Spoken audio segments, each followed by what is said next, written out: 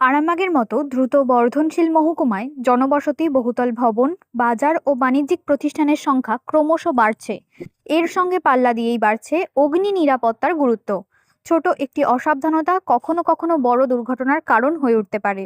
তাই আগুন লাগলে কিভাবে দ্রুত পরিস্থিতি নিয়ন্ত্রণে আনা যায়, দমকলের হাতে এখন কী ধরনের আধুনিক সরঞ্জাম রয়েছে, বড় অগ্নিকাণ্ডের সময় বিভিন্ন দপ্তরের মধ্যে কিভাবে সমন্বয় করা হয়, এই সমস্ত বিষয় নিয়ে মানুষের মধ্যে স্বাভাবিকভাবেই নানা প্রশ্ন থাকে। পাশাপাশি গ্রীষ্মকালে আগুন লাগার ঝুঁকি বাড়ে কিনা, বহুতল ভবন বা শপিং মলগুলিতে ফায়ার সেফটি নিয়ম কতটা মানা হচ্ছে, সাধারণ মানুষের কী ধরনের সতর্কতা নেওয়া উচিত, এসব বিষয়ও অত্যন্ত গুরুত্বপূর্ণ। এই সব প্রশ্নের উত্তর জানতেই আমরা পৌঁছে গিয়েছিলাম আরামবাগ দমকল কেন্দ্রের ওসি দেবতনু মিত্রর কাছে। আধুনিক দমকল ব্যবস্থাপনা থেকে শুরু করে সাধারণ মানুষের করণীয় বিভিন্ন গুরুত্বপূর্ণ বিষয়ে তিনি খোলামেলা মতামত তুলে ধরেছেন। চলুন শুনে নেওয়া যাক তিনি কি বলছেন। যেভাবে আস্তে আস্তে আধুনিকতা বাড়ছে, তাতে করে বিভিন্ন শপিং মল বলুন, বিভিন্ন আবাসন বলুন, সেক্ষেত্রে ফায়ার অ্যান্ড সেফটি এগুলো কতটা মেনে চলা উচিত এবং কি করণীয় একটু বলেন। দেখুন, যত দিন যাচ্ছে তত বিভিন্ন জায়গাতে বাজারপাট গড়ে উঠছে। এবং শপিং মল, বিভিন্ন শপিং মল ছাড়াও আরও ধরুন কাপড়ের বড় বড় দোকান, গোডাউন ইত্যাদি জিনিসগুলো কিন্তু যত দিন যাচ্ছে তত বেড়ে যাচ্ছে। তা এইগুলোর ব্যাপারে কিন্তু মানুষকে একটু সচেতন হতে হবে। যারা ধরুন মালিক আছে তাদেরকে অবশ্যই ফায়ার ডিপার্টমেন্টের সঙ্গে অবশ্যই যোগাযোগ করা উচিত। শুধু ধরুন পঞ্চায়েত বা পৌরসভাতে যে কোনো জায়গাতে আমি একটা গোডাউন বানিয়ে ফেললাম কি শপিং মল বানালাম, এগুলো কিন্তু ফায়ার ডিপার্টমেন্টের সঙ্গে তাকে যোগ করতে থাকতেই হবে, ঠিক আছে?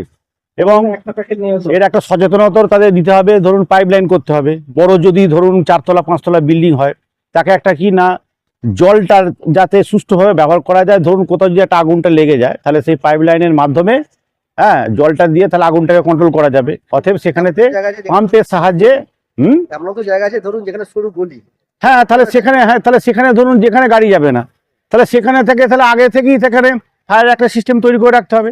তাকে ধরুন ওই পাম্প করতে হবে, পাম্প লাগাতে হবে, এবং ওপরেতে আপনার জলের রিজার্ভার লাগাতে হবে, তলাতে রিজার্ভার থাকতে হবে, ঠিক আছে? এই পাম্পের সাহায্যে কী হবে না, সেই জলটা তাহলে তাড়াতাড়ি আগুনটাকে কন্ট্রোল করতে পারবে। কারণ এরকম জায়গাা হচ্ছে তো, সেখানে রাস্তায় নেই, সেখানে বড় বড় বিল্ডিং করে দিচ্ছে।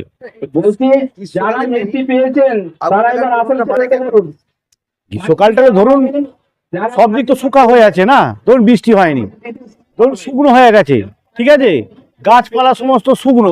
এই যেমন এবার দেখবেন মাঝে মাঝেই দেখেছি এসব ফরেস্টে ফায়ার হয়।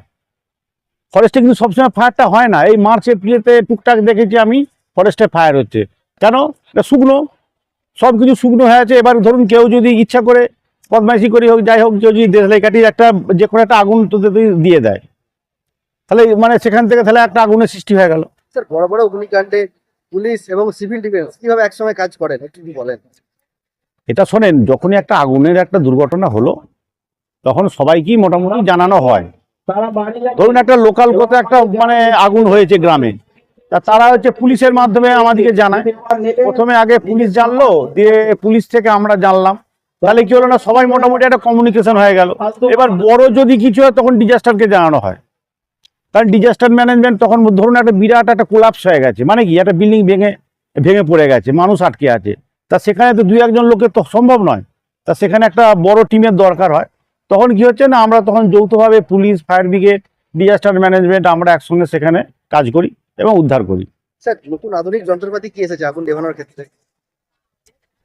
এখন অনেক কিছু এসেছে, রোবট ধরুন এসেছে, তারপর আপনার ফায়ার বল আছে, আরো উন্নত সব যন্ত্রপাতি এসেছে।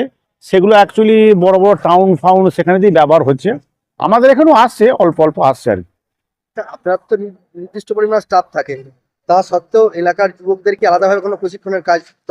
অবশ্যই প্রশিক্ষণ যদি কেউ যদি বলে ক্লাব থেকে যে স্যার আমাদের একটা মানে আগুন সচেতনতামূলক একটা আমাদের অনুষ্ঠান যদি এখানে করেন, অ্যাওয়ারনেস প্রোগ্রাম, ফায়ার অ্যাওয়ারনেস মানে হচ্ছে অগ্নি সচেতনতামূলক অনুষ্ঠান, তাহলে আমরা অবশ্যই যাব।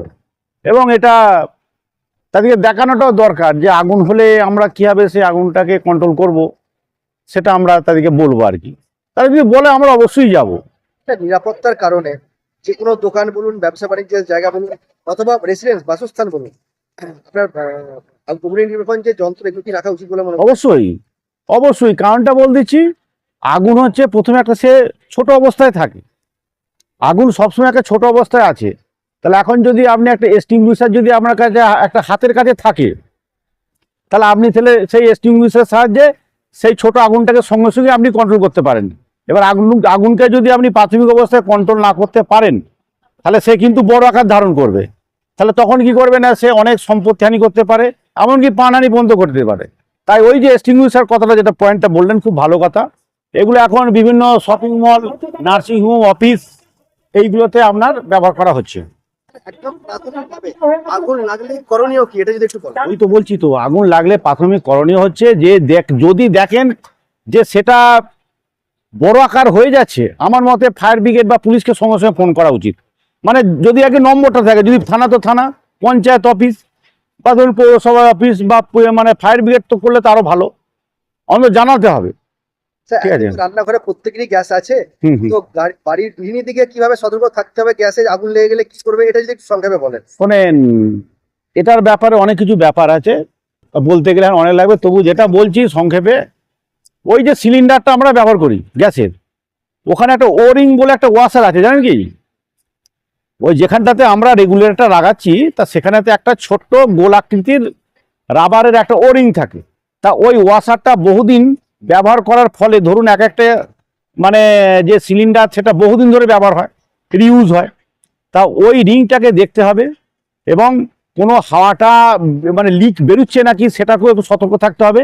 তাহলে কি হবে না, অনেক সময় দুর্ঘটনাটা এড়ানো যায়। এবং এর সঙ্গে পাইপ যেটা আছে, পাইপটাকে অন্তত 2-3-4 বছর, অন্তত 3 থেকে 4 বছর হলেই সেটাকে চেঞ্জ করা উচিত। অনেকে ওটাকে চেঞ্জ করে না, অনেকে সেই কাপড় দিয়ে বেঁধে রাখে, এই জিনিসগুলো ঠিক নয়। সাবধানতার কথা বলবেন, বা যদি আগুন লেগে যায়, আগুন যদি লেগে যায়, ধরুন যদি ইলেকট্রিকের, ধরুন সেখানে ল্যাম্প আছে, ঠিক আছে, আমি কোনোদিন সুইচ বোর্ডে হাত দেবো না। যদি আগুন যদি লেগে গেছে দেখছি, হ্যাঁ, তা সেখানেতে আমাকে অ্যাকচুয়ালি ওসব জিনিসগুলো চট করে নেওয়ানো যায় না, তো দমকলকে ফোন করাটাই উচিত। স্যার আপনার বা যদি জোরে জলটা ঝাপট দেওয়া যায়, ধরুন 1 বালতি জল নিলাম, দরম করে যদি ঝাপট দেওয়া যায়, তাহলে সেটাতে কিন্তু আগুনটা কন্ট্রোল হতে পারে। অনেক ধন্যবাদ। আপনার পরিচয়। আমার পরিচয় হচ্ছে, আমি আরামবাগ ফায়ার স্টেশন আছে সেখানকার আধিকারিক ডি মিত্র। শীততাপ নিয়ন্ত্রিত অত্যাধুনিক রেস্টুরেন্ট ময়ূখ রেস্টুরেন্ট। এখানে পাবেন চাইনিজ, পোলাও, বিরিয়ানি, তন্দুরি সহ সমস্ত রকম খাবার। এছাড়াও কাস্টমারদের সুবিধার্থে হোম ডেলিভারির বিশেষ ব্যবস্থা রয়েছে। পাশাপাশি যে কোনো অনুষ্ঠানের জন্য ভাড়া দেওয়া হয়। আমাদের ঠিকানা খানাকুল হেলান সংলগ্ন তিলক চক।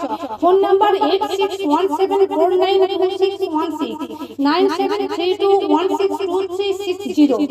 সেরা খাবারের স্বাদ পেতে আজই আসুন ময়ূখ রেস্টুরেন্টে।